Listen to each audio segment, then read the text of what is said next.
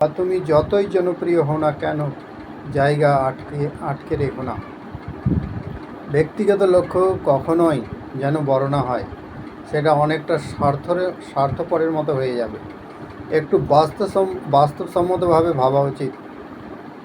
অনেক নতুন প্লেয়ারই হয়তো তোমার থেকে ভালো খেলছে।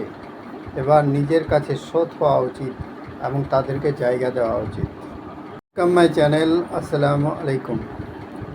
যতই জনপ্রিয় হোক না কেন, নাম না করে রোহিত বিরাটদের অবসর নিয়ে খোঁচা দিলেন নাইট তারকা।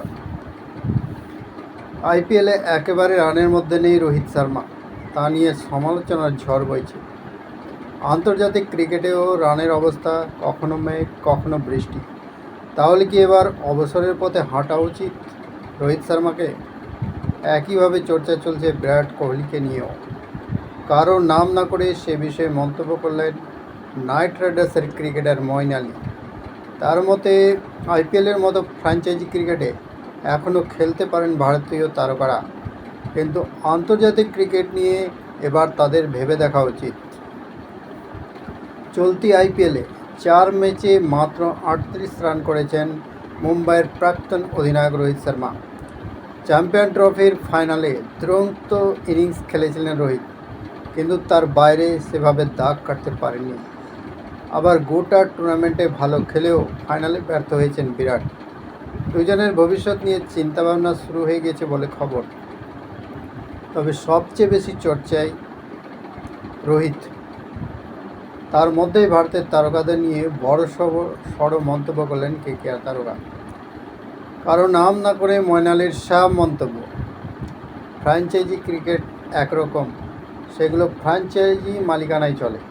যদি ফ্র্যাঞ্চাইজি চাই তাহলে যতদিন খুশি খেলতে পারো, কিন্তু যখন তুমি দেশের হয়ে টেস্ট বা ওয়ানডে খেলছো, তখন আয়নায় নিজেকে দেখা উচিত। আমি হয়তো কখনো ইংল্যান্ডের হয়ে খেলতে পারি, কিন্তু ইংল্যান্ড দল তো কোনো ফ্র্যাঞ্চাইজি নয়।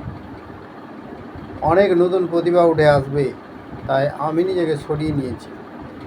ইংল্যান্ডের প্রাক্তন ক্রিকেটার বলেছেন, আমার মতে তুমি যত বড় নামই হও না কেন বা তুমি যতই জনপ্রিয় হও না কেন, জায়গা আটকে রেখো না। ব্যক্তিগত লক্ষ্য কখনোই যেন বড় না হয়, সেটা অনেকটা স্বার্থপরের মতো হয়ে যাবে। একটু বাস্তবসম্মতভাবে ভাবা উচিত। অনেক নতুন প্লেয়ারই হয়তো তোমার থেকে ভালো খেলছে।